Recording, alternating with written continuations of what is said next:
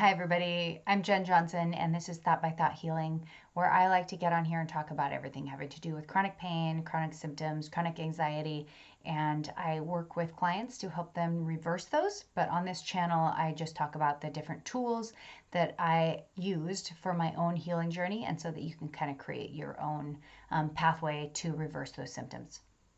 So today I'm going to talk about breathing activities, breathing meditation, which is a bottom-up approach. You're working with the body to create calm in the brain. Most of my work focuses the other direction on working on thoughts and emotions and how that plays out in the body. But the breathing activity is a really powerful bottom-up approach. When I was in chronic pain, I had my physical therapist suggested that I do a breathing activity, and I scoffed at the idea, partly because I thought it was a spiritual thing, and second, because I did not understand that pain had anything to do with the brain, and I didn't understand that breathing, I didn't understand the role that it has in the brain and therefore pain.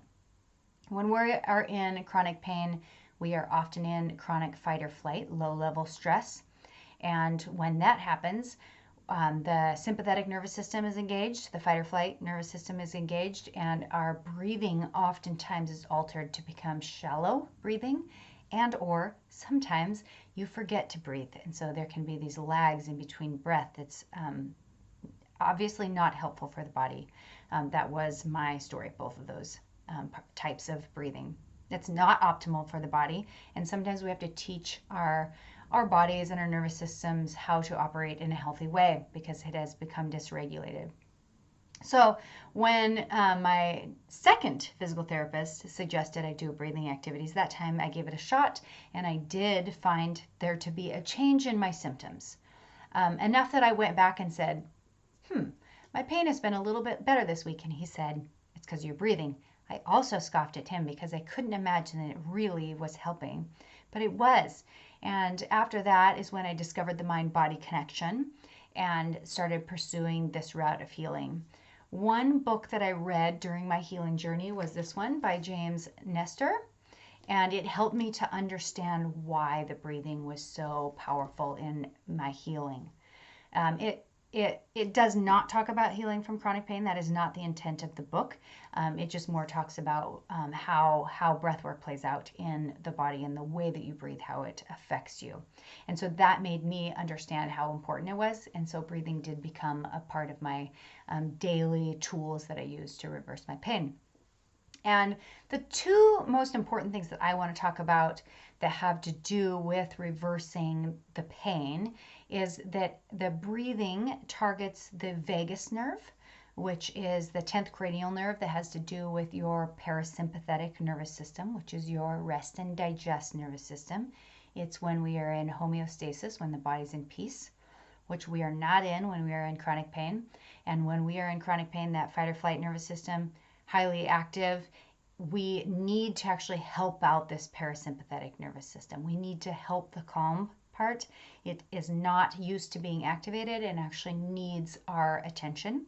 And so breathing can be one of those ways that we kind of help that. When we do this type of breathing that I'm going to show in my demo at the end of this, I'm going to show a deep breathing activity, which we don't breathe into the chest area. You're going to breathe into your diaphragm, and your stomach will rise and fall. And when we are breathing into that area, that activates that 10th cranial nerve, the vagus nerve, which goes all the way from your brain all the way down into your stomach and further. And that deep breathing just sends that vagus nerve a message to become activated, and that rest and digest can kind of slowly become present. And turn off that fight or flight nervous system. So when we are breathing for this type of breath work, we want to breathe into that area, that diaphragm, that stomach area. And in my demo, you'll notice that my hand rises and falls as I inhale. So as I inhale, my hand will rise, and as I exhale, my hand will fall. And that's a really important part of the breathing activity, is to do it in that way. You'll notice that my hand that's on my chest will not move because we don't want the chest to be rising and falling. With optimal breathing, with good breathing, we don't want to be breathing shallow. We want to avoid this breathing into this area and instead be breathing into the stomach. And also, the other thing is that when we are in this type of breathing meditation, it gives our brains a break. Something called the default mode network. I'm not a neuroscientist, so I'm not going to talk too in depth about it. But when our brains are always active, they're always thinking, and most of the time they are thinking about either the future or the past. They're planning, or they're thinking about what just happened or happened a while ago, and it's kind of this stress place of always being active. And when we can stop and be present and be in this moment right now, that gives that a break. And when we are breathing and paying attention to what the breathing is feeling like or what you're doing with that breathing, we stop worrying about the past, we stop planning for the future, and we're just smack dab here. And that gives the brain a break. When we're in chronic pain, our brains are very hypervigilant, they're very active, they are overly focused on things, and that breathing, so that breathing meditation gives your brain a break, a pause from being hypervigilant, and kind of resets it to look at life with a little bit more of a balanced view. So the two things that we are activating or helping is the brain, and also that bottom-up approach of the vagus nerve. So let's see, what are some other details?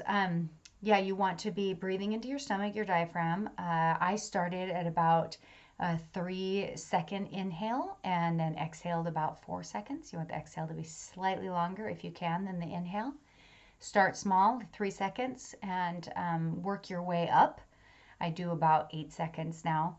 And also start short, so 30 seconds a day maybe, and building up after a couple days to a minute, and so forth, up to 5-10 minutes, whatever feels good for you. And yeah, making sure that you're not breathing short, shallow breaths into your chest cavity. That is, when we breathe like that, that is a sign of fight or flight nervous system activation, and we're trying to kind of rebalance that. So I'm going to transition now into a demo, and I'll talk you a little bit through the details of what I'm doing. All right, you guys, I hope you enjoyed this. Thanks, and I'll see you next week. Bye.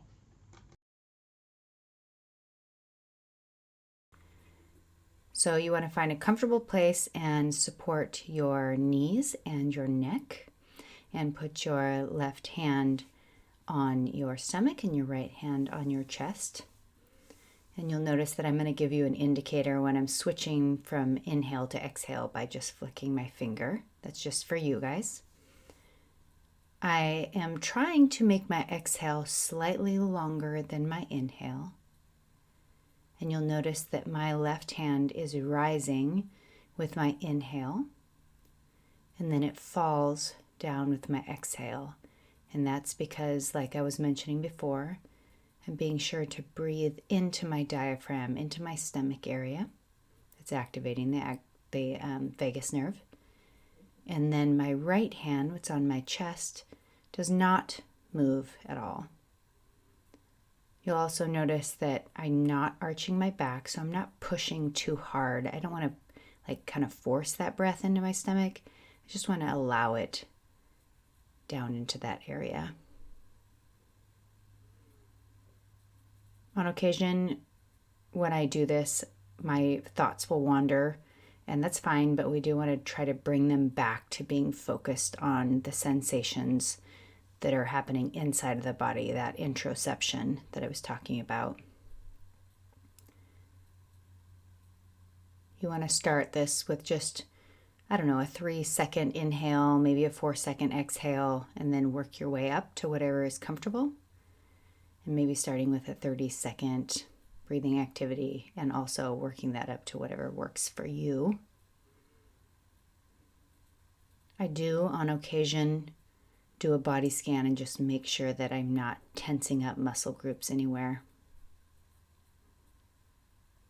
So that's a brief summary of what I do for my favorite breathing meditation. There are many others out there on the internet, but if you'd like to use mine, that would be great.